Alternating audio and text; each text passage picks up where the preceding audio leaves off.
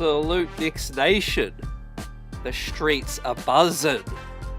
Welcome into tonight's stream. We've got lots to chop up. We've had a little break. I've been under the weather, so appreciate y'all holding us down. But we are back tonight to discuss Mohamed Diawara is coming to New York City this year. Right, no draft and stash. Number 51. Let's talk about it as the New York Knicks also update their coaching staff. The assistant coaches, we thought some of them were coming back. Well, we had reports most of them were coming back, but that is no longer the case. And are we adding some new faces to the coaching staff? Dice Yoshimoto is set to leave, which was quite a surprise. And we'll talk about the new addition just announced minutes ago. Charles Allen from the Kings joining the Knicks staff as well. As I said, guys, been under the weather a little bit, so appreciate y'all bearing with me tonight, dealing with the flu. But the flu game tonight, guys. Salute to everyone in the building. Richard, Cardiac, Johnny, El Tango. What's good, Coach? Ernest. I'm hyped for this news, and obviously we've got lots to break down. So the biggest story is that Mohamed Diawara, we got confirmation that he is going to get a deal. Now, we don't know what deal yet, but he will officially get a deal to play for the New York Knicks this year. That's right. It was announced by his French team overseas. Right, so you got to think that a deal is very imminent in terms of being announced by the New York Knicks. Mohamed Diawara took to X to address his club Cholet, addressing the update that he is going to be playing for the Knicks this season. Mo said, thanks for everything, man. I love it. All love. And so basically, we'll just translate it real quick. It reads, it's now a done deal. Mo was selected with the 51st pick in the 25 draft by the Knicks and has decided to continue his journey in the US. So official confirmation now. We just have to find out, is it going to be the two-way? Is it going to be a regular roster spot or the two-way? But I'm excited, and you're excited as well, that we will obviously see Mohamed Diawara play for the Knicks this year. I think he's earned the regular roster spot, right? And we'll talk about it tonight, guys. Submit your questions in the chat. We'll do Q&A tonight, and also we'll address the updates to the Knicks coaching staff. Smash that like button.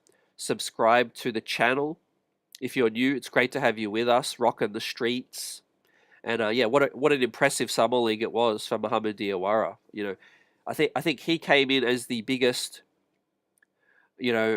question mark. The biggest intrigue out of all of the guys, and he really impressed the most, I felt.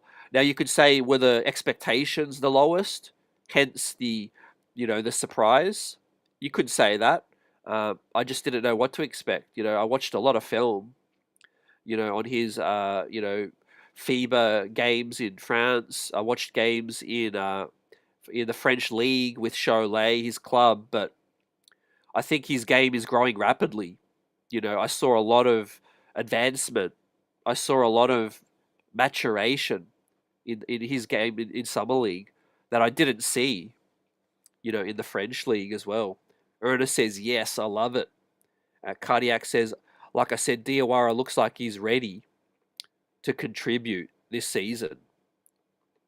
Yeah, I think size, versatility, Cardiac. I think, Mike Brown, we're going to hit on him in a second, but, his need for wings, defenders, guys that can lock down.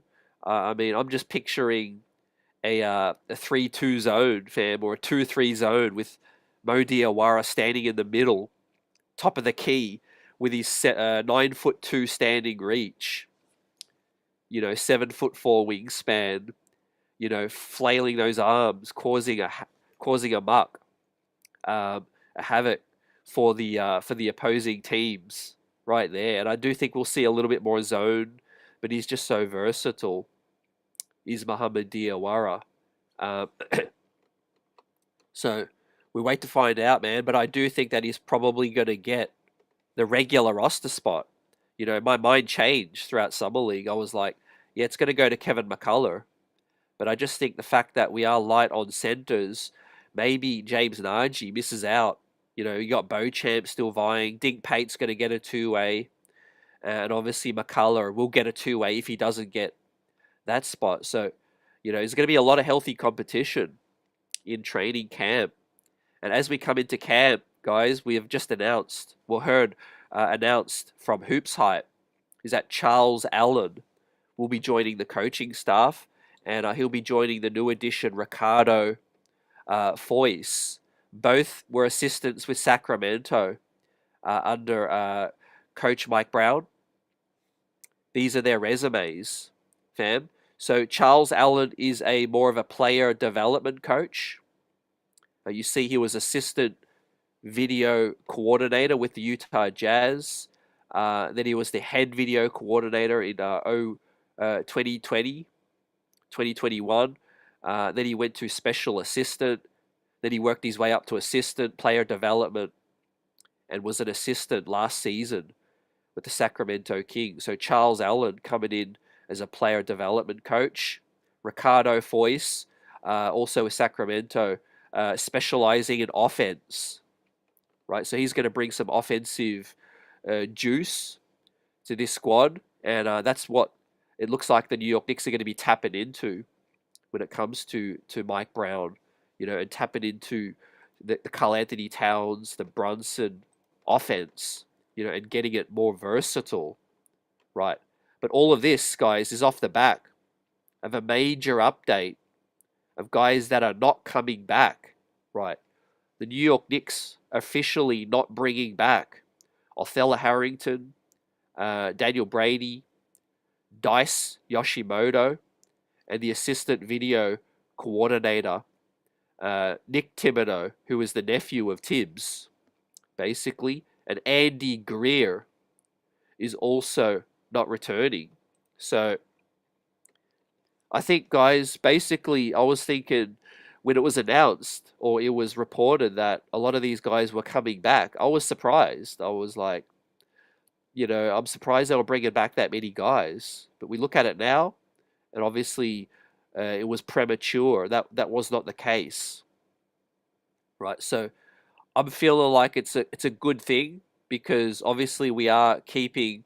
So for those that don't know, we are going to keep these guys: Rick Brunson, Darren Erman, Mo Cheeks, and Mark Bryant, and Jordan Brink, the video coordinator as well, is going to return, right? So Darren Erman, Rick Brunson, Mo Cheeks, Mark Bryant, and Jordan Brink. We bring in Ricardo Foyce, Charles Allen, just announced now, and obviously the New York Knicks have touched base with once a Nick, always a Nick. This guy, Pablo Prigioni, ladies and gentlemen. So the Knicks have got permission to speak to Pablo, who was the lead assistant with one of the lead assistants, not the associate coach, under Finch with the Minnesota Timberwolves. So Pablo Prigioni is a offensive-minded assistant coach. Obviously, we know him for his defense and his ability to lock down pickpockets. But we're talking about a guy who is known as an offensive-minded coach. So the Knicks are beefing up their offensive-minded, you know, coaching stocks, right? Which I think is a good thing. We have so much talent on the offensive side that we have to tap into that, right? So the Prigioni thing's not official. It is going to take a little bit of time. We haven't got an official announcement yet, but the Knicks have got permission to speak to Pablo because the Timberwolves have said, "Hey, we're cool. We're cool with you guys speaking to Pablo," and I think the Knicks will probably give him maybe a slight upgrade in pay, maybe a title, but I think obviously Mike Brown's still looking for his associate head coach, his associate lead assistant, right? Is that going to be Pablo? How do you guys feel about that? Jason Paul says Pablo's always looked 45 years old. The man takes great care of himself, always as a player. I think he came in, to the Knicks as like a 35-year-old rookie. It was crazy with Pablo. It was a 35-year-old rookie, and he took care of himself, but played a solid NBA career before going straight into coaching. And I really like what he's going to bring. Hopefully, it comes to fruition. Now, speaking of something that didn't come to fruition, Marcus Smart, obviously, we know he's gone to LA. Stephen Bondy has basically shed light that the Knicks couldn't offer the type of role that Marcus Smart was looking for as well. So obviously the New York Knicks are now still got to fill that vet spot. We have to fill the rookie spot to round out the 14-man roster, fam. And I do think that's probably going to be Diawara.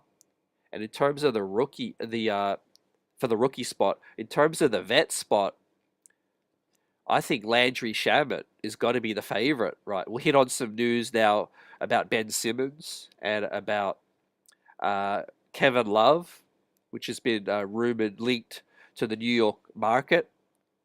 But just bring back Landry, I think, at this point, guys. I think obviously the Marcus Smart thing was, it's understandable. We can't really offer a lot of minutes. If you're a vet minimum guy and you're looking at a place to boost your stock, and you don't want to be on a vet minimum deal forever. So you want to come to the Knicks, ideally, and impress, and you need minutes to do that. So with that said, guys, I think if we're looking at a guy like a Brogdon, how many minutes is he going to be able to get? Right. That's the only guy. That's the only other guy that I would take ahead of Shamet right now. Right. The reports from Ben Simmons is that he's obviously still, looking at his options, but the odds are saying that it's going to be the Boston Celtics. Dirty Dancer in the building, salute. I think I'd rather Trey Lyles over Shamet if you're just taking a shooter to get some size. I think that would fit. I wouldn't be mad at Trey Lyles, because you got rebounding as well. You got some extra versatility, Dirty. You got a guy who could fill in if there's some injuries with the big man department. And that's why I do think that Diawara is going to get the actual, the rookie spot, right? As we have some intel, courtesy of Mark Stein, reporting from Summer League, is that Karl Anthony Towns and Mike Brown were seen huddled up at a spot after hours, right, getting on the same page. So Mike Brown was busy throughout Summer League, right? He was meeting up with guys. We heard from Deuce McBride speaking that he's been in regular touch with Mike Brown. We've heard that Mike Brown was obviously, in conversations with all the Knicks after he took the job. He was courtside for every single game as well. But this is just some extra intel that obviously throughout Vegas, I think Karl Anthony Towns is going to be Mike Brown's greatest, greatest in terms of focus, or should be Mike Brown's biggest focus in terms of a singular player. Obviously his focus is on succeeding, but I think if you just narrow it down, I think if he can tap into the Karl Anthony Towns offensively from Minnesota, I think that's going to raise the Knicks' ceiling the highest. Yeah, so let us know what you think about that. Sho Khan says, what about Markelle Fultz? Looks like Simmons is going to be going to the Celtics. Yeah, Sho Khan, I think Dink Pate showed us a lot of what I like in Markelle Fultz, but I think another veteran ball handler would be a good decision. But man, I like what I saw in Dink Pate. He's bigger than Markelle Fultz. He shot the ball really well too. Uh, and the grab and go from from Dink Pate, his ability to rebound was really, really impressive. There. Let us know in the chat who was the most impressive Nick from Summer League. Was it Diawara? Was it Dink Pate? Was it Huck Pority? Or was it Kevin McCullough or Dardier in their limited spots? Richard from the Knicks Times, salute. The more I think about it, the more I think Coffee is the guy. Look, there's some good guys still available. Coffee's another name. I like that name. I like Amir Coffee's game. I'll just pull up the roster once again. And I just feel like we are getting to the point where we have to prioritize a lot of these wings that we have. Obviously, you could still add another vet wing in Coffee. He adds 6'8" size, athleticism. You know, you're trying to go for the chip. And obviously the New York Knicks now are we are rated second in the athletic power rankings, fam.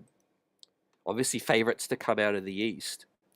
I just don't know where the minutes are going to come from, Richard. As I said earlier tonight, if you're these vet free agents, you're looking at the team and thinking, yeah, cool, the Knicks are attractive. You know, they're a winning team, but where are my minutes going to come? You know, where's my role going to be, and where is my minutes going to come? You know, you've got Josh Hart coming off the bench now. I think a veteran with the clearest pathway to minutes is at the point guard spot, because you can play next to Brunson, you can play next to Deuce as well. And then the second biggest pathway to minutes, I think, is a big man. Probably the third pathway to minutes is the wing. And that's why I don't think Amir Coffee is probably going to choose the Knicks. But we'll see what happens regarding Ben Simmons. As Jason says, Simmons won't come. He doesn't want the pressure of playing for the Knicks. That's a part of it too, fam.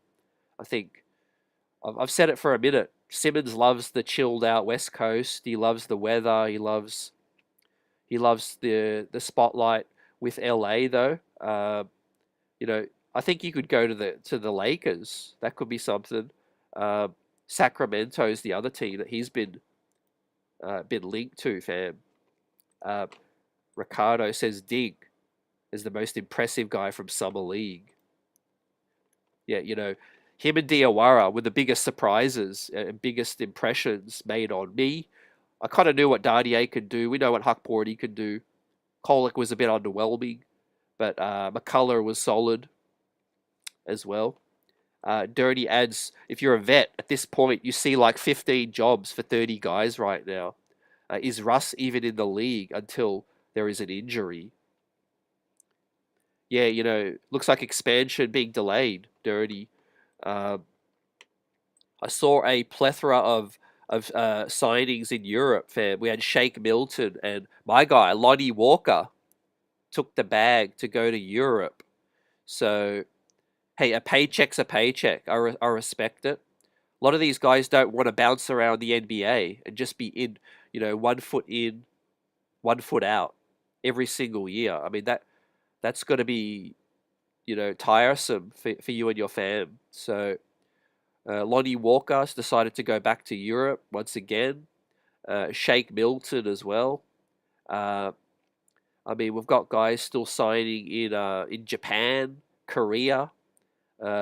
Former Nick Derek Williams from Arizona, the second overall pick. He signed in Korea, fam, from the K League, right? For about, I saw the salary actually. It was about 600K, so not bad. Derek Williams, fam, signing for 600K out in Korea.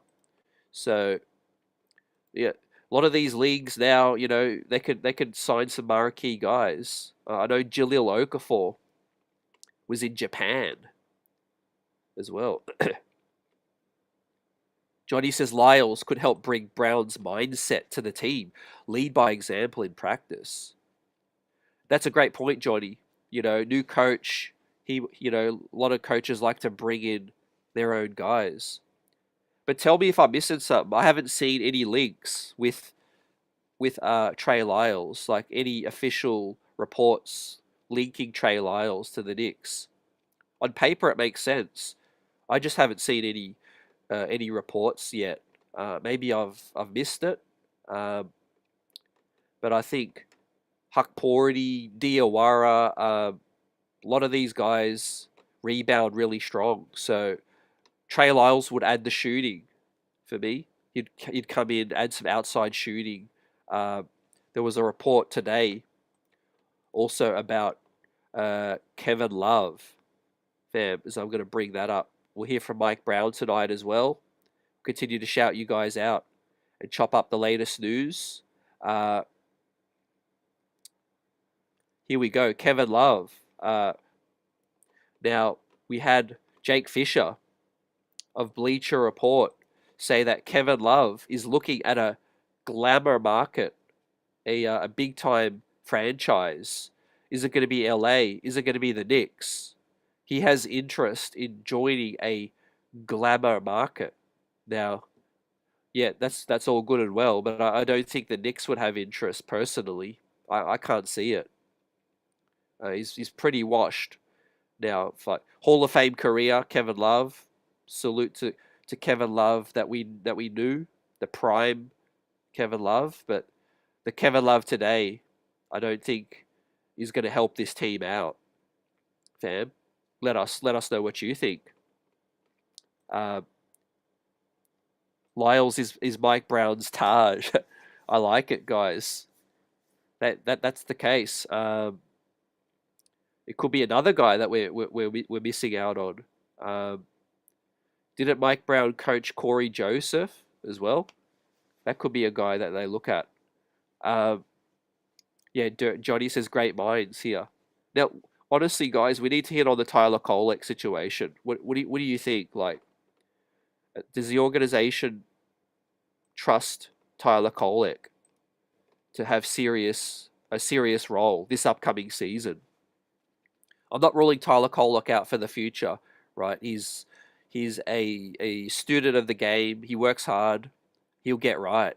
But for this upcoming season, how ready is he going to be to assume a major role? Like, there's got to be a reason why we're looking at point guards, and it's a shame because we're paying him serious money. Second year, I think the idea when we drafted Kolek was that he could, in his second season, be that guy. In his second season. But obviously, I think it was more of a Thibodeau selection. I think the defense is a concern. The jump shot was streaky. We have really one great game in Summer League. Then he had half a game that was solid. And the rest was just really, he struggled. And so that brings us to this, the Ben Simmons conundrum. Right? Now, the Knicks are third in the betting to land a Ben Simmons below the Phoenix Suns and the Boston Celtics. Look, I think he should just go to Boston, right? Find a team where he can play more. I think New York will probably be too much pressure for Ben Simmons. Honestly, guys, I think... Now, I like his ability to guard multiple positions. 5s, 4s, 3s.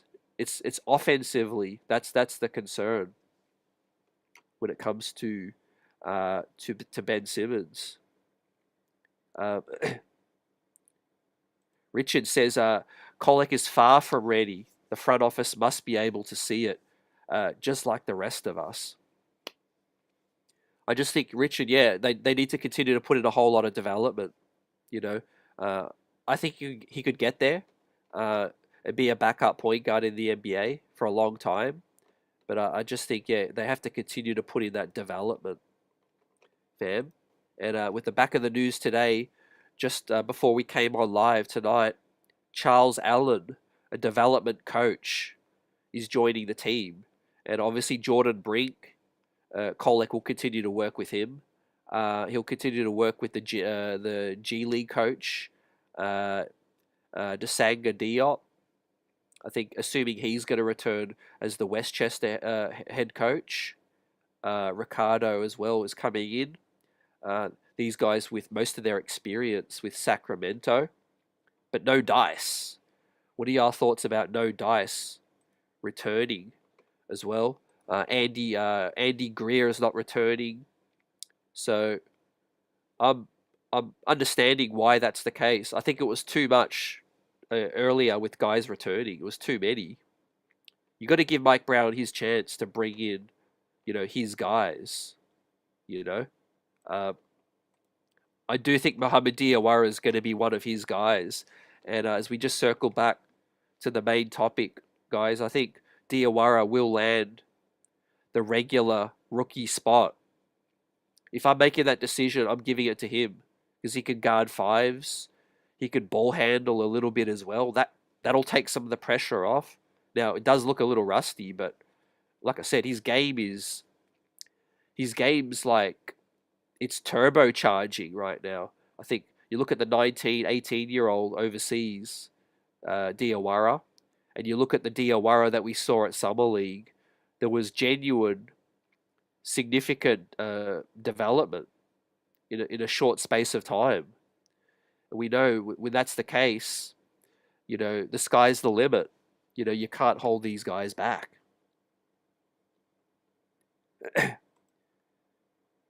On the Kolek front, Johnny says Kolek just needs to take a confidence jump, just like Deuce did. Yep. I do think that, he just got to continue to work hard. Hard work is undefeated. Dirty says there's like 30 Knicks beat reporters. One of them needs to tell us if Mo is a two-way or a standard. The organization keeps things close to the vest, fam. But yeah, I'm assuming it's going to be the standard deal. What do you think? Just the way that the French club announced it. If it was a two-way, I don't know if that would be the case. He might even go back to France if he was only going to get a two-way.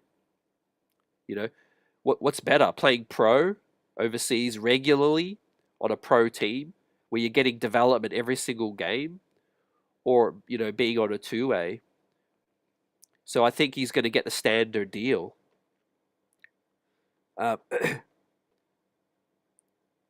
Prezi says, I was just about to touch on it. How can he get better if you already gave up on him? If they re-sign someone other than a point guard, then that will be a sign that they will take a chance with him. Yep. I do think the acquisitions are going to be a major tell in terms of what's going to happen. Yeah, Johnny, I knew Dice would roll with Tibbs. So, yeah, the reports, Chris Persianen said at Summer League, a lot of the coaches that were still there didn't know their status yet. They were just waiting to find out.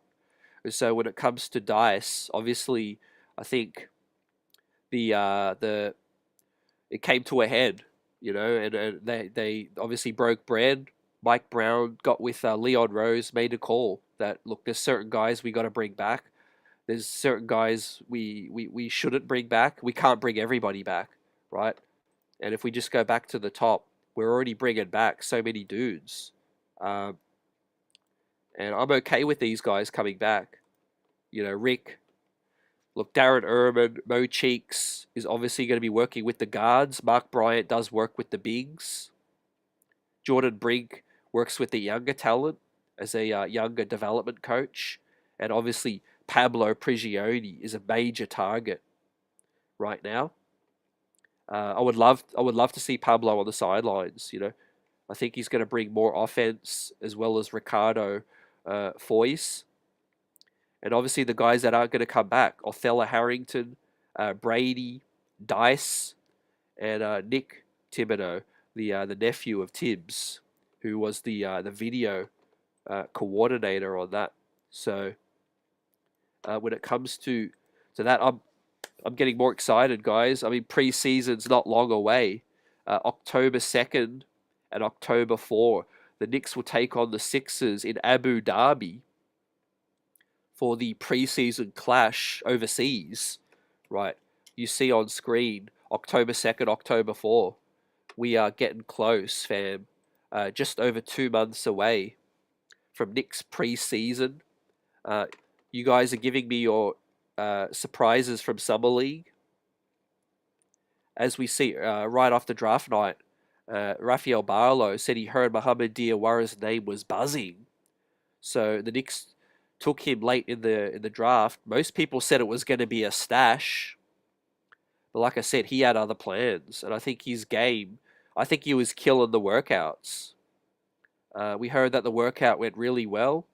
You know, I mean, you look at him in the gym, like working out. Probably guys were probably scared to go against him with his length, physicality, size, locking you down. Right, that would have been a tough workout. Creative salute said I had the belief Diawara would stay, and good for him as well. Good for us. Good for him. Good for us. And I'm glad. And I do think he's going to snap up that final spot. Look, unfortunately for McCullough, that means he's just going to have to bide his time on another two-way, which I don't think is the worst thing. I do think that McCullough does need to show that he can stay healthy for another full season. You know, stick on the two-way, that there's less risk. You know, if you convert McCullough to a regular spot, then the clock starts to tick. And obviously he's going to be playing a lot of Westchester with Dink Pate. And whether it's Beauchamp or Najee, Westchester is going to be fun, man. It's going to be super fun, right? As these guys, you know, it's probably the largest amount of talent, young talent we have in one spot at the same time.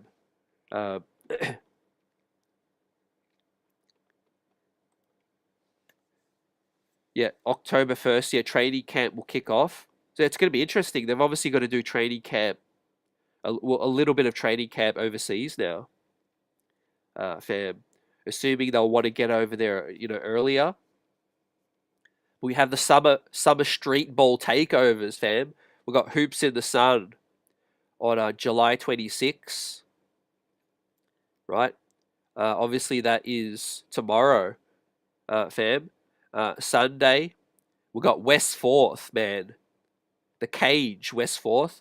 Then the week after, Gersh Park, Brooklyn. Then we got Dykeman on Tuesday, early August. Rucker as well, early August. And Pro City. Let us know if you guys are going to head out. Fam, some hot street ball action coming through, man. West 4th. I love to see Dykeman and Rucker. Obviously, some Knicks and some other NBA pros are probably going to show up, man, and show out for the streets. Yeah, Richard, I'm really looking forward to seeing our young talent develop this year. Diawara, Pate, Huck Porty, I think, is going to get major minutes this season. I think Diawara and Pate will really push Mike Brown to, you know, to consider giving them real situational minutes, right? And look, all's it going to take, I hope everybody's healthy. All's it going to take is, you know, one of these guys to miss some time. And I think it's next man up, right? It ain't like our bench is, well, the situationals, it ain't like, you know, they're filled with experience. You know, one of these young guys is going to have to step up, you know? Yep. No draft and stash for Diawara. Cardiac says Diawara is going to be the best pick made in the Leon Rose era. Oof. That's some huge, you know, well, that's a goal to live up to, man. But, you know, I guess there hasn't really been as many draft picks that really, you know, carved out a major role. You saw Obi, you know, it didn't work out with Tibbs. Obviously, Pacome Dardier is still super young. But yeah, Diawara has that potential to, he has, you know, serious starter potential out of all of these guys. So does Pacome Dardier. But I think the other guys, the jury is still out with McCullough, Kolek. Huck Porty projects to be a career backup.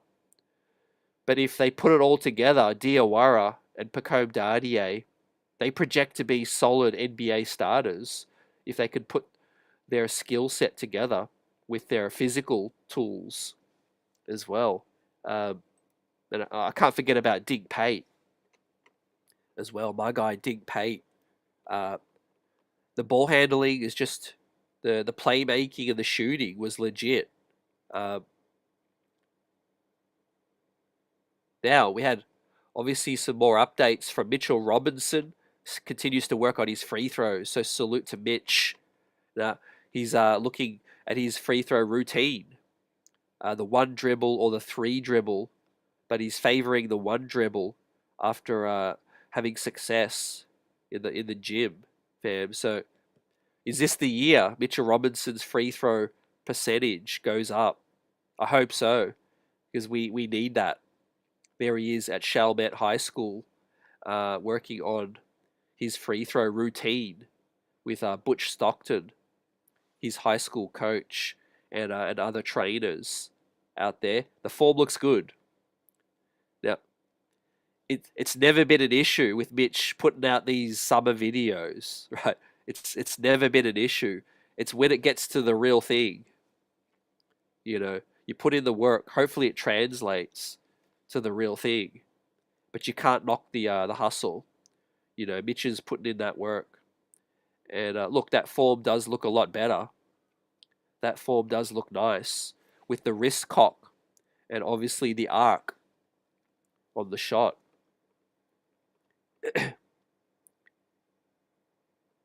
Richard says, I'd like to see Pate over Kolek right now.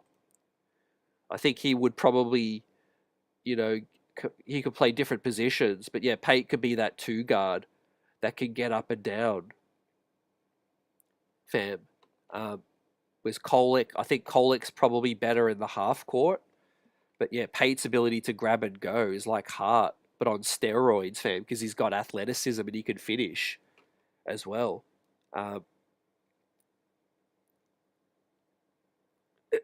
Cardiac says, Diawara, choosing number 51 for being drafted number 51 as a reminder to make many scouts look bad. That's a good one, fam.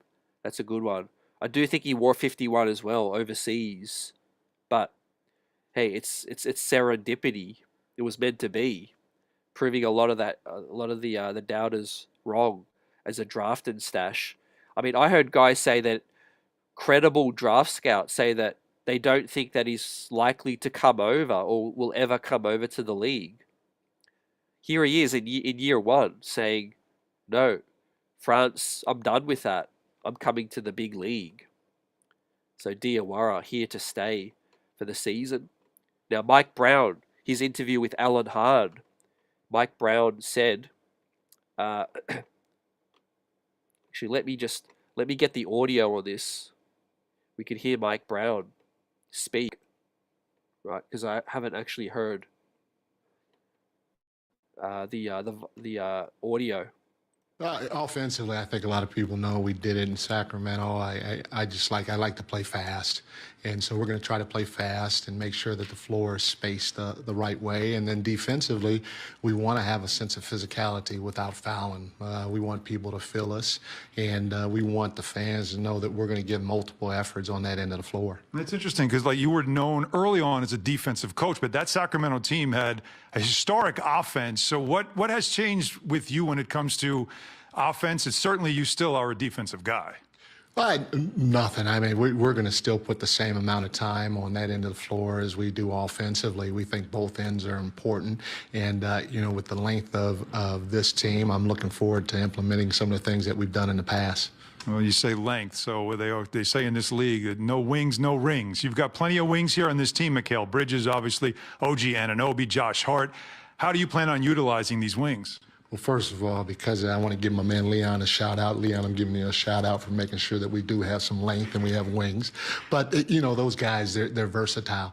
That's what I like about them. They all want to win. They all play hard. And with the versatility that they bring to the table, it's going to give us a lot of options on that end of the floor. Yeah, that was nice. That was a good interview, actually. That wasn't just your regular run-of-the-mill interview that we usually get from Knicks brass or former Knicks coaches, and obviously we're going to get used to that. I think as fans, guys, that could be the biggest adjustment. Is that Mike Brown is actually going to give you real takes, real sound bites. Some people were nervous early, thinking, how's this going to play out, New York and that. But so far, so good. Mike Brown looks really comfortable. He's going to be given, the full opportunity to implement his system, his personality with the team, and so far, so good. We heard Deuce McBride, in regular contact. Cat, catching up with Mike Brown in Vegas, chilling after hours to, get on the same page.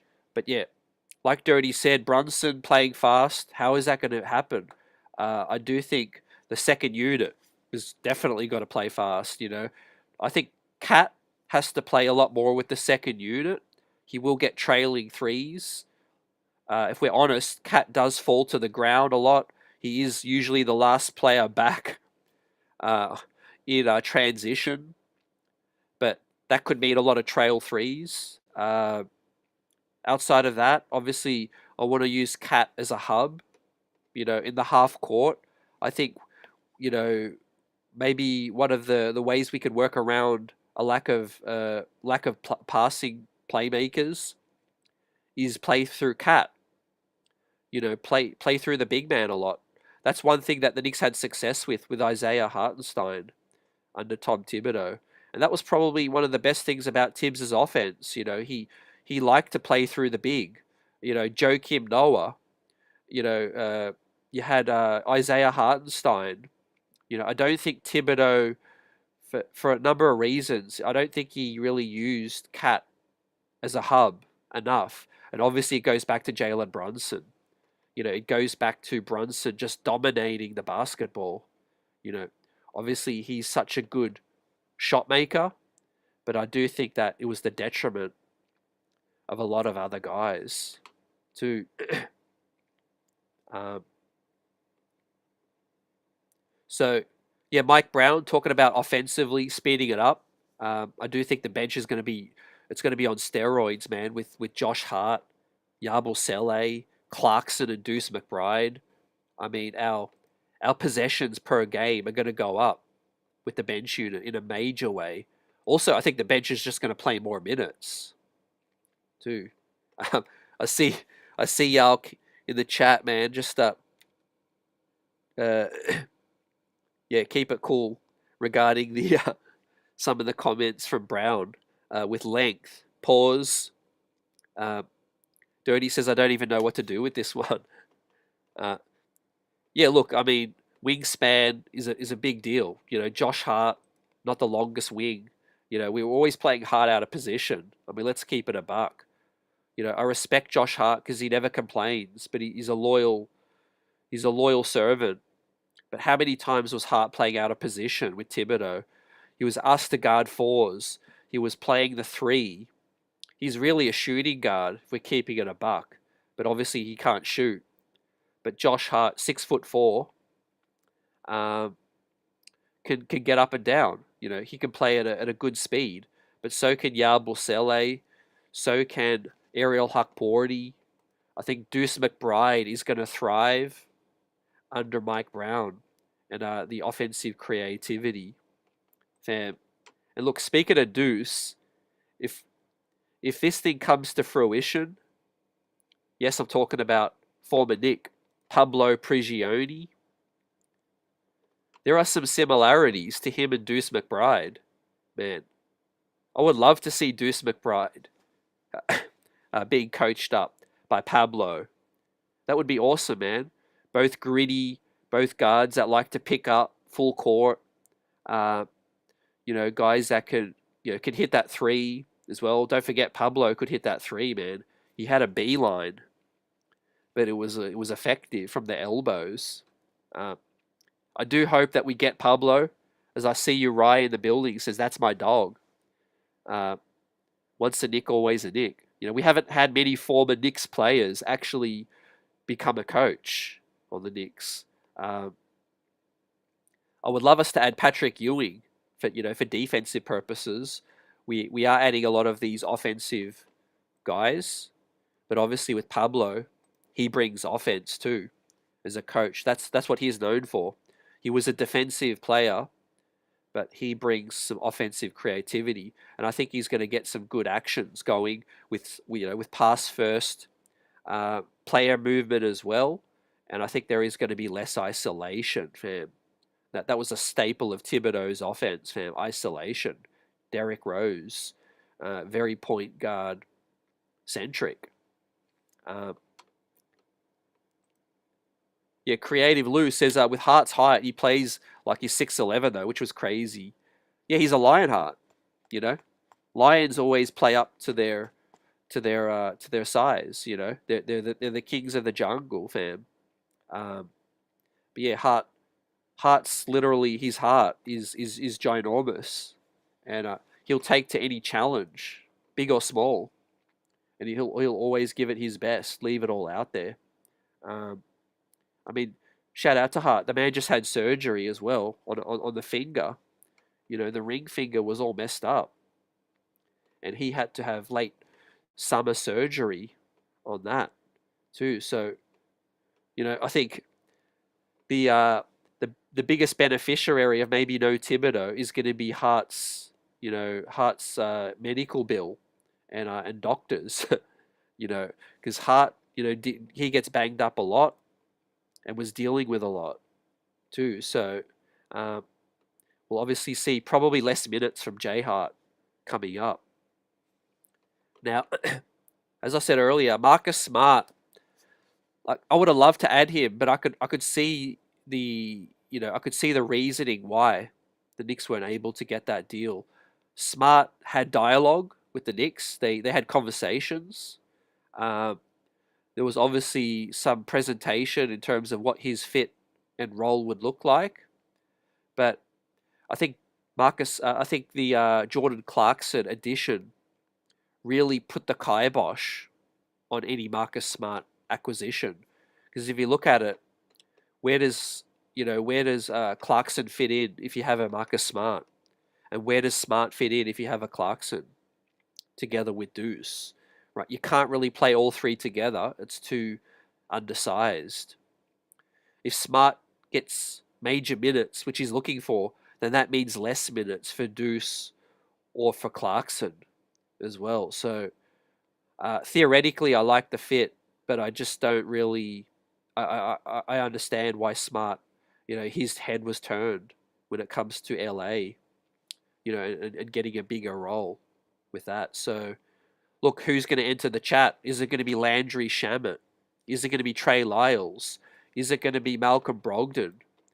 Now I'll bring up a list of all the remaining major free agents right now, courtesy of Keith Smith of Spotrac. Right.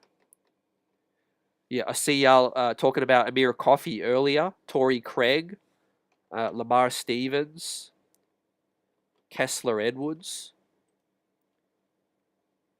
right? Amani Bates. At the shooting guard spot, we have Grimes, we have Cam Thomas restricted, DeAnthony Melton, Gary Payton, Alec Burks still out there. Fam. Also, what's interesting is all of the Knicks to non-return outside of the other guys. You have Precious, Campaign, Shamet, PJ Tucker. All of those guys haven't been signed yet. DeLon Wright.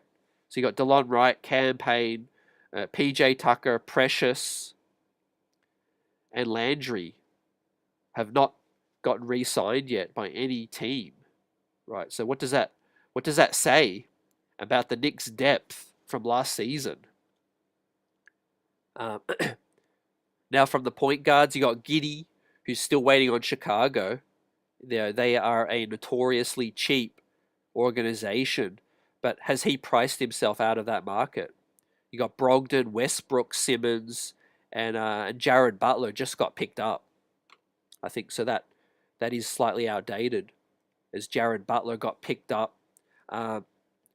Look, man, I would go with anyone from Landry DeAnthony Melton, Gary Payton, Alec Burks, assuming they understand their role and that, they might not get major minutes, but if there's an injury, they will. Power forwards, you got Chris Boucher. I know we have a lot of fans here of Chris Boucher to come in.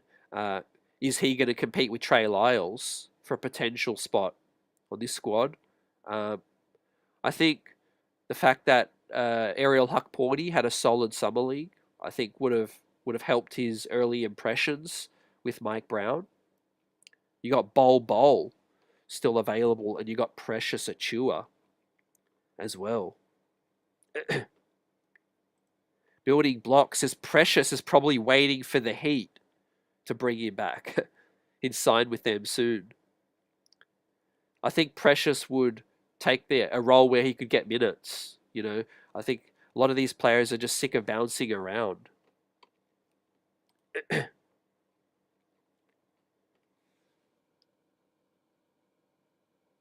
Yep, you guys keeping the streets buzzing. Appreciate the mods. Johnny says Deuce, Clarkson, Hart, Yabu. The bench looks deadly. Clark, Hart, continuity will excel. Offensive rebounds with Hart and Yabu. Yeah, I've still got to watch the Yabu interview with the roommates. But I think the chemistry is going to be good. Yeah, Johnny, with the bench. I think, Hart playing with Deuce and these guys from last season and Huckporty, I think is going to be key. And then obviously Clarkson and Yabusele, they're gonna get integrated in pre-season. But I think with some Princeton offense, a faster pace, I think we're going to be absolutely balling this season, guys. And I think we are rightfully so the second in power rankings according to The Athletic. Now, we asked Yal who stood out from Summer League the most. For me, Dinkpate Diawara. Another guy who's super young. I think they're Dinkpate 19, Diawara just turning 20. So still got plenty of time to develop. But they both bring positional size. They both bring versatility to play multiple positions. And they both bring some ball handling, which this club badly needs, guys. On a serious note, how early could you see Dinkpate forcing his way into some minutes, into the rotation? Right. How soon is too soon for Dinkpate? Because this translates, right? The 2010 game, he grabs those rebounds, pushes the break. Nice finish there with size over the defense.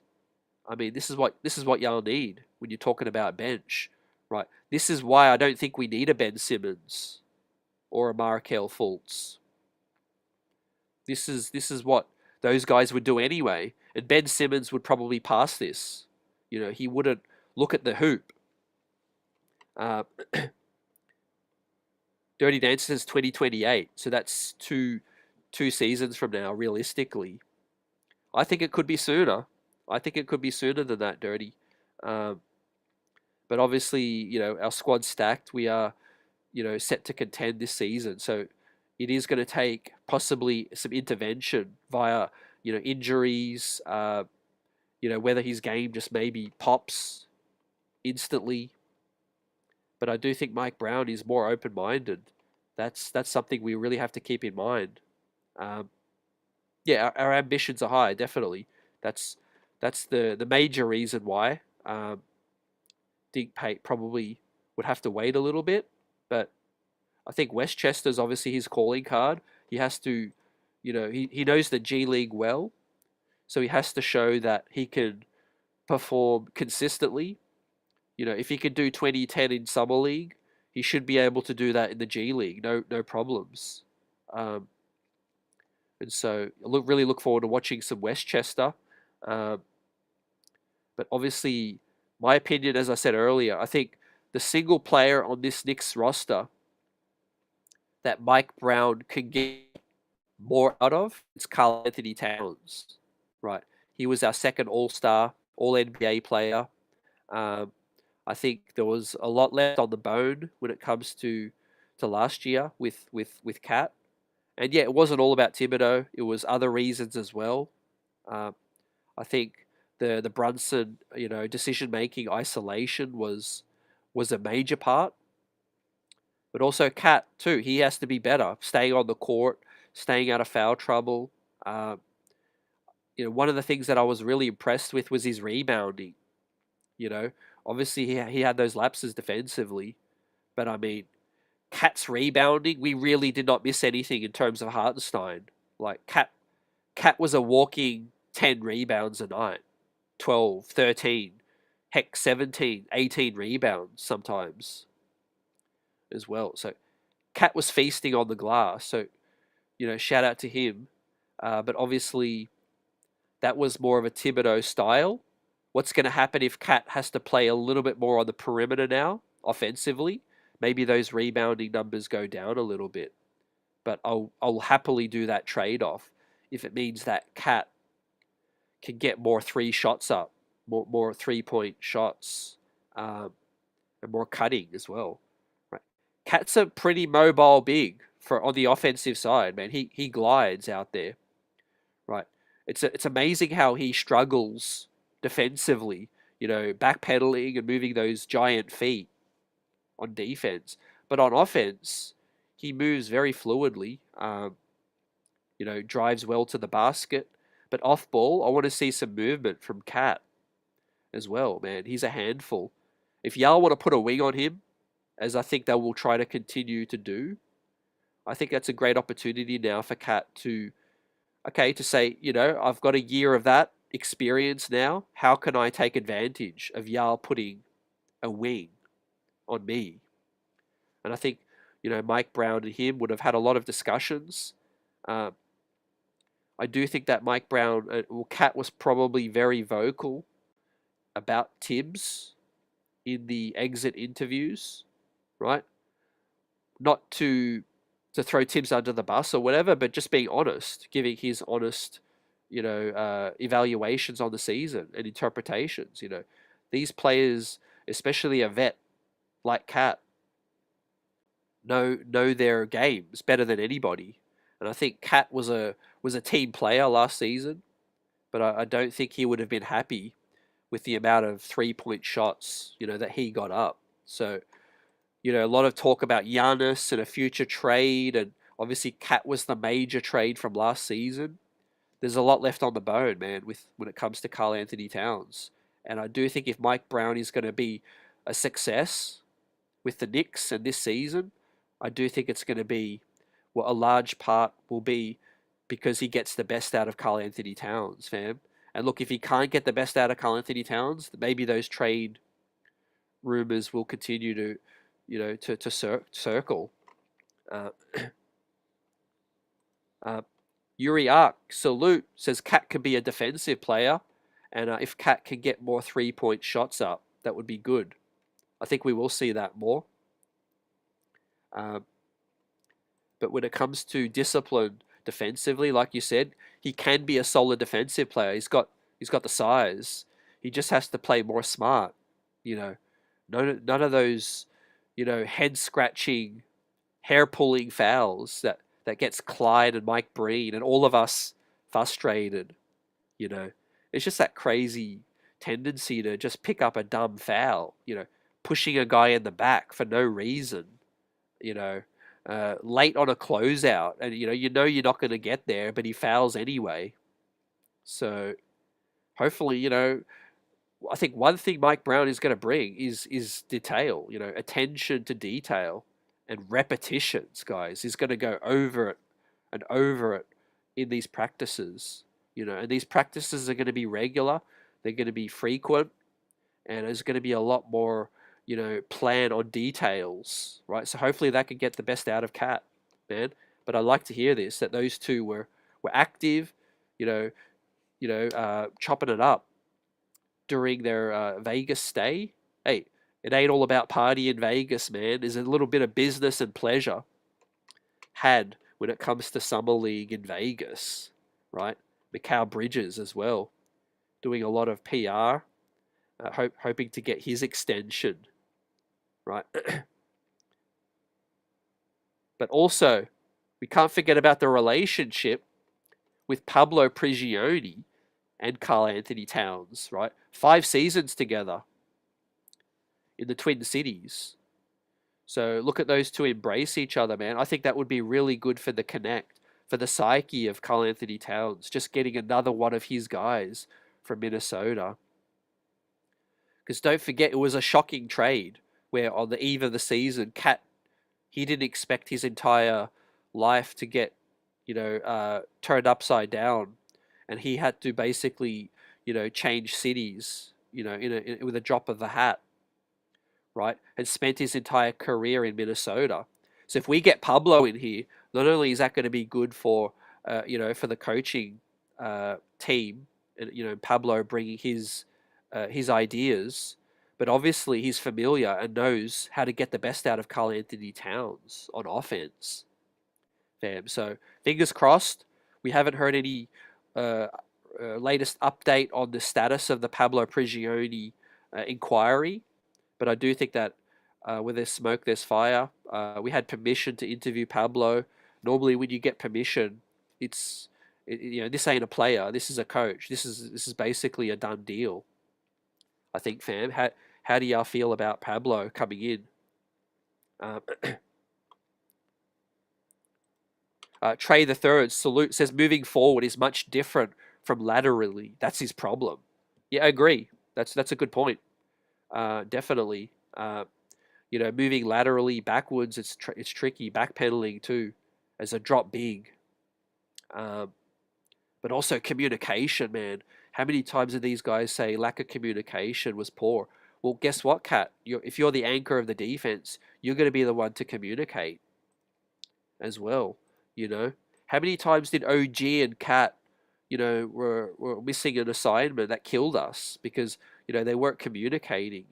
Whether it be switch, whether it be drop, hedge. There's no excuses. These guys got to communicate. They're all capable, man. They're all capable. They just got to communicate better. And I just don't know why Tibbs was not able to hold these guys more accountable, with communication. But look, I do know a lot of it was Karl Anthony Towns' bad habits, tendency to revert back to the drop coverage. But when he was able to switch, we saw against Boston, it was legit. It was good.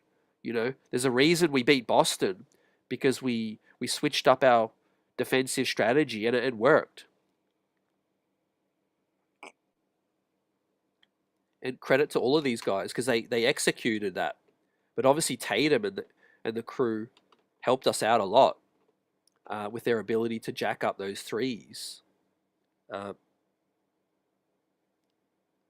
Yeah, man, this season full of expectations. I'm hyped, but obviously we haven't had expectations like this, man, since I'm gonna say we've got to go further beyond 2013. We have to go all the way back, I think, to 99, 97. 99, 97, we had championship type aspirations. Look, 99, we obviously got Camby, Larry. We had Spree. We got off to that slow start, but we had those expectations to be a contender right now. I don't think we've had that level of pressure since 1999, fam. That Carmelo Anthony year in 2013 with Sheed, Wallace, JR, Jason Kidd.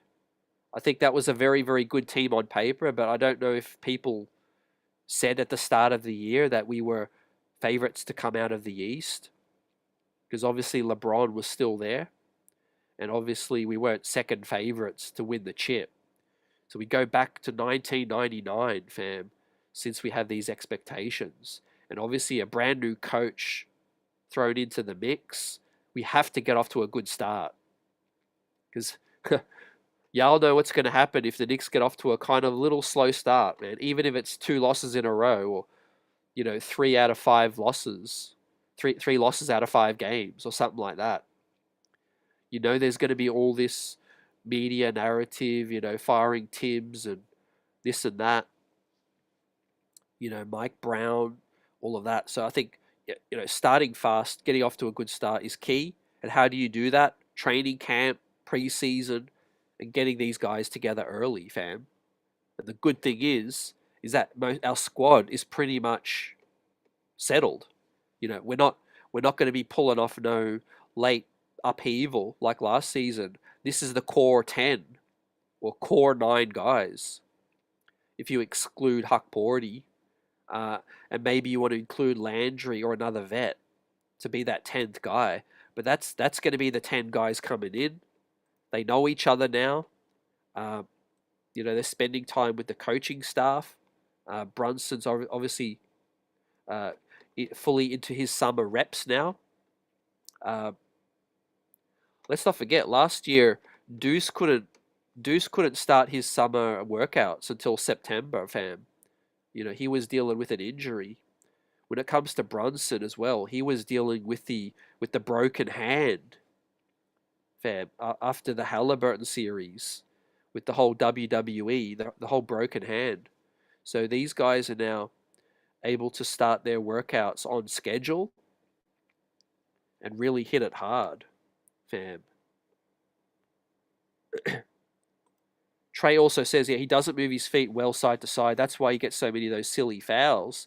He resorts to using his hands instead. Man, I wish they would tap up Clyde. You always see Clyde there thinking, given wisdom, who was one of the best defenders in Knicks franchise history. It was Clyde. You got to bend your knees. You got to guard with your feet. Too. Credit to Brunson though. I do think Brunson has gotten better on the defensive side. I think as his career has gone along, I think Brunson was a lot worse defensively. I know he's still a defensive liability at times. I'm not saying that he's not, but he's made improvements, man. When Brunson came into the league, don't forget he was benched by Rick Carlisle. Fam, Rick Carlisle benched Brunson, man, in the playoffs. Yeah, great point from Johnny here. Look at Dink Pate's mentors here. He's in good hands, CT. Yeah, we got Mo Cheeks, who's going to be working with the guards. You got Jordan Brink. Hopefully it's Pablo as well. Obviously, Mike Brown's had success with guards. Malik Monk and D. Aaron Fox as well. So, yeah, I do think that Mike Brown's going to get a lot out of these guards. And like, yeah, Johnny said here, Mike Brown's, you see it. You see how excited he is, man. He's excited. I think this is a new lease of life. This is like, what his fourth life in the NBA. Most coaches don't get a second opportunity. Look at Mark Jackson. Look at guys like a couple of other guys that didn't really get many opportunities. Cardiac says, I feel really good about Pablo P coming in. He just gets it, man. He knows New York. He knows the Knicks. He knows the environment, and he knows the game as well as a point guard too. I look forward to seeing Pablo with Brunson, man. That's going to be big time too. Deuce as well, creative. Yep. Looking forward to another big elite from Deuce McBride. Man, he's locked in. Building blocks, great point about Cleveland. People are forgetting about Cleveland, but for the Knicks, it's finals or bust. Yeah, it's finals or bust for Cleveland as well. But I think both teams have a little bit more time because their core nucleus is quite young. And both things can be true at the same time. This is NBA finals or bust for the Knicks. But guess what? The season after that is going to be NBA finals or bust. The season after that is going to be finals or bust. Right? We are built to win right now, but we are young still. Yeah, and yes, we're getting older, and you want to capitalize. But look at our core, out of out of a lot of these core contenders outside of OKC, we are probably the youngest, fam. Indiana's not a contender no more. Minnesota, you could probably throw them into the mix. LA's old. The Clippers are old. Denver Nuggets are fairly old. I think out of all the contenders out east, Cleveland and the Knicks are probably the youngest core. You know, they've got Mobley, Allen, you know, Garland, Spider. We've got Cat, you know, Brunson, OG, 28, Mitch, Mikal, 28. It's really only Cat that's 30 and or turning 30, and you've got Josh Hart who's 30. All of the other guys are under 30 in the rotation. That's a good sign for injuries, for staying healthy. I mean, you forget that OG's just 28, so he's just turned 28. He's OG. So he's got 2 seasons till he turns 30. Yabusele, sorry, is the other guy. He's 30 or 29, going on 30. But obviously he's a role player. You know, he had to go overseas and work his way back. Clarkson as well. Clarkson, but Clarkson's 33. But assuming obviously he's not into the starting lineup. But I do think Clarkson's probably going to play 20, 25 minutes. How many minutes would y'all like to see these bench guys play? Because that's going to mean the starters have to take a rest. Fam. I would keep OG's minutes down. Obviously, Mitch is probably not going to play more than 28 or 30. Mikal's probably going to see one of the largest reduction in minutes. We're probably going to see Deuce McBride's minutes go up a little because we know Thibodeau left a lot there. Hart's minutes will go down. Yabusele's minutes will probably go up from his Philadelphia role. And Clarkson's minutes will probably go down a little bit from Utah. I don't think we can play Clarkson 28 to 30 minutes. Probably somewhere close to 20 to 22, maybe 18 to 22. Is the way I'm seeing it. Fam, how do you see it with these minutes? But good for Mikal, good for Hart, too. We also had an update, man. Our guys have been getting paid. OG Anunoby officially signed as a Skechers athlete. He will meet the fans and media in Europe this week as part of the rollout. So, hey, joining Julius, former teammate from last season, OG Anunoby, signing a major deal with Skechers. And whilst I'm not a big fan of the Skechers basketball fit, I mean, I can't hate on the man getting paid. Big time deal.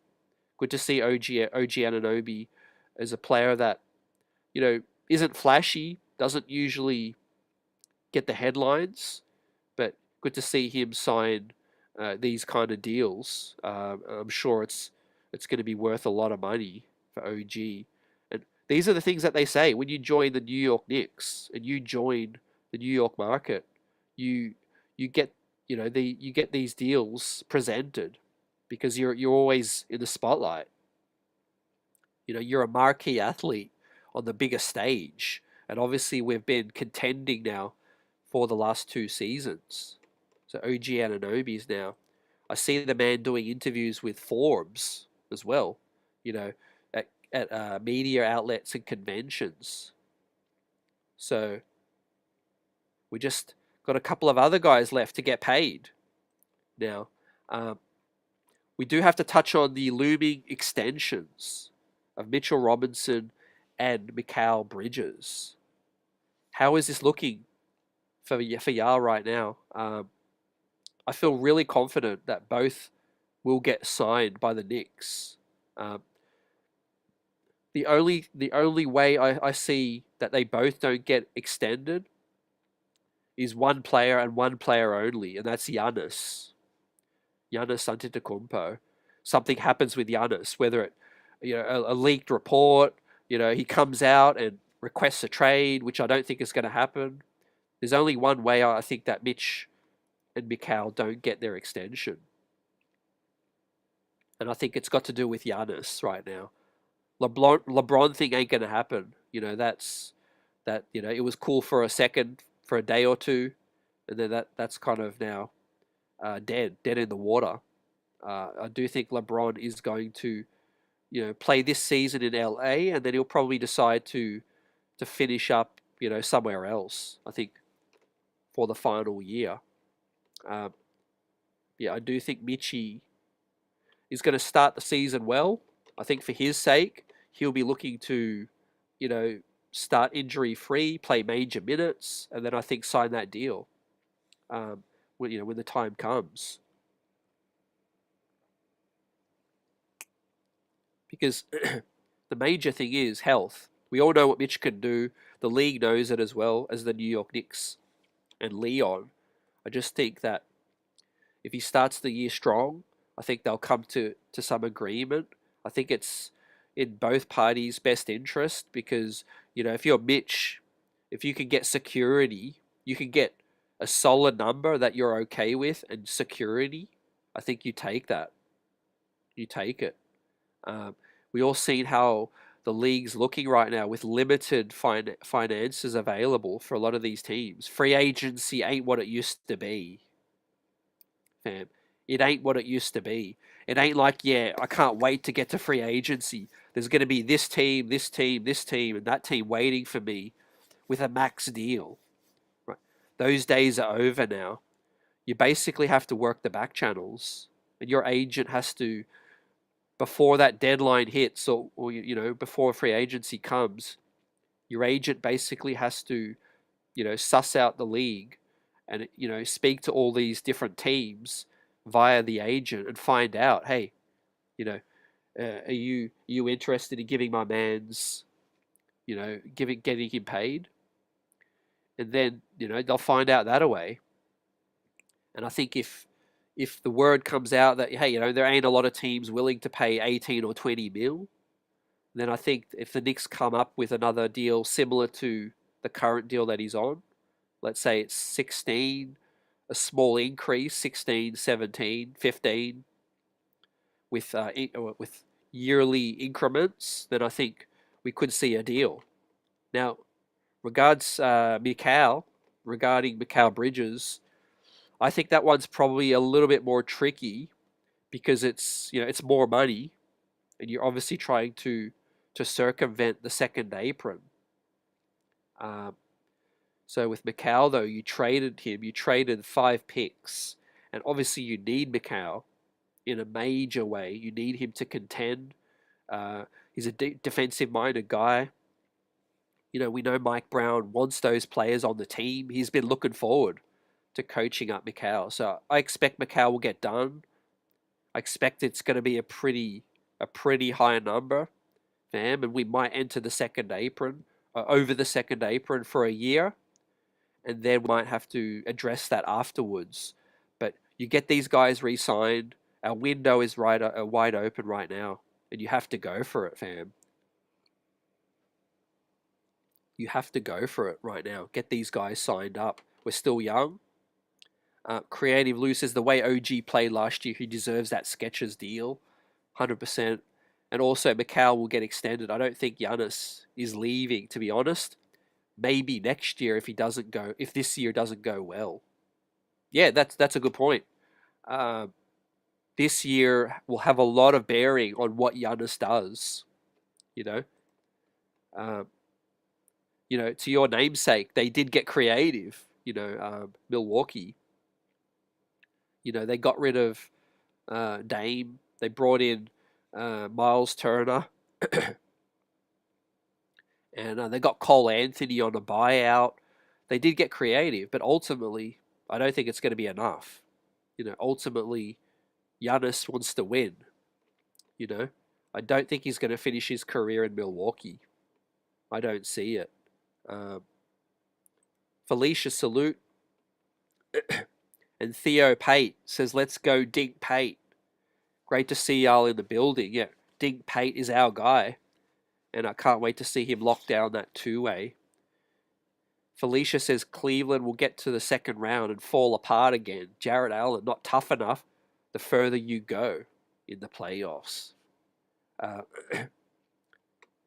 Felicia, I think there is more pressure on Cleveland than the Knicks this year. I think Cleveland, for as good as they look, in the regular season, they're under a lot of pressure. But Darius Garland might get traded. Jarrett Allen might get traded. There's just something not right with that fit. They're just, the backcourt is small. The front court is big, but they don't have as much versatility. I think Evan Mobley is their biggest path to get there. I think he has to take a major leap right now, and so far he ain't been doing that. Well, defensively he's been solid. I think offensively he needs to take a bigger leap and really take some of that offense off Spider Mitchell. They're going to run Spider Mitchell into that ground, man. The way he was running on that broken ankle or bum ankle late in that series, man, they were out of juice against Indiana. And you're right, it might happen again.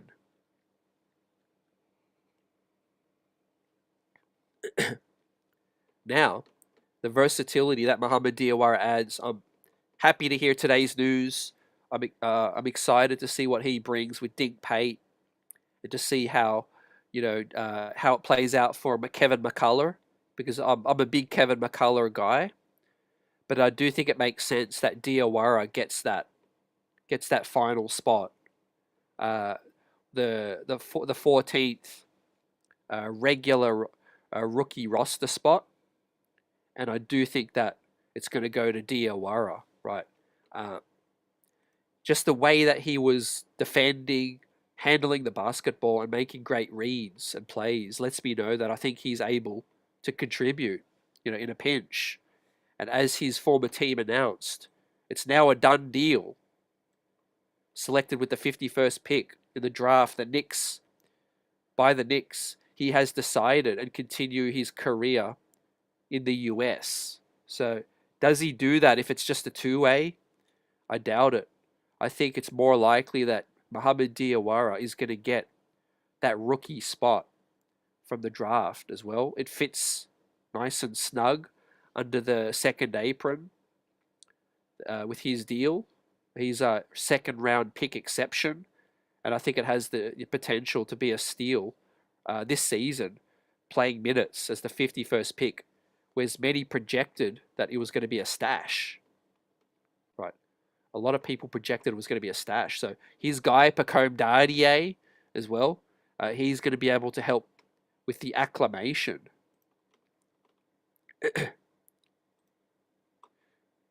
Johnny coming through with the super chat. Johnny says, MB, Mikal Bridges' job is to bring out the best.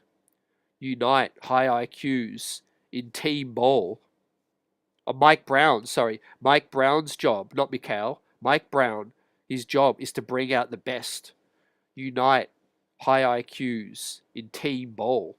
100%, Johnny. I think details, practice, late game execution is going to be big time when it comes to Mike Brown. I think it's going to be perfect fit at the perfect time with Mike Brown, right? It's not even a debate. It doesn't need to be a debate. Is Brown better as a coach? Is Tibbs better? It's about fit. They can both coach. They can both coach at the highest level. And Tibbs has won as an assistant coach. Mike Brown's won as an assistant coach as well. Tibbs had his crack. He had his shot as the head coach.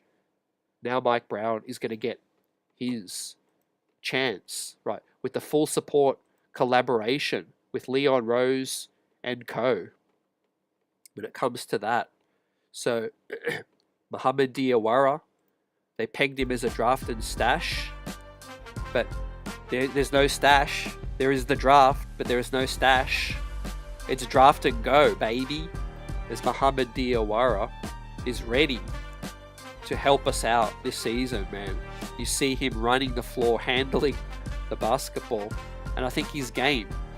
I think they want him in Tarrytown developing, with their development guys. They can oversee his development. Westchester, Mike Brown, been wanting to get wings like this in Sacktown. You know, I think Mike Brown, man, went from basically, you know, having barely any solid wings to having OG, Bridges, Hart, Diawara, McCullough, Dardier, Dick Pate. I mean, he's a kid in a candy store right now, is Mike Brown. And I think it's going to be exciting to see Mike Brown implement a different offense. Let's get this Pablo Prigioni hire off over the line. And we bring in Charles Allen, a development coach, and Ricardo Foy, who's an offensive coach. I think Mo Cheeks will work with the guards. Bryant working with the bigs. And I think Mike Brown will continue to focus on defense as well, as he was a defensive kind of guy when he first came into the league with Cleveland. And I think he's going to get Cat on the same page. He's going to get Cat right. And we go into this season, guys, as favorites in the East. Let's hang a banner up, win the Atlantic Division, and let's get to the finals. I'm hyped. And just 2 months away, we'll play preseason games at the start of October in Abu Dhabi. But obviously training camp is going to be right before that. Guys, we'll be back with the next breaking news update and another live stream early next week. Enjoy the rest of your weekend. Appreciate y'all for rocking with us tonight. The streets are buzzing. Smash that like button and subscribe to the channel. We're keeping it buzzing this season, as always. And blessings, health, happiness to everyone out here. And let's go Knicks. Orange and blue, it's what we do. Peace.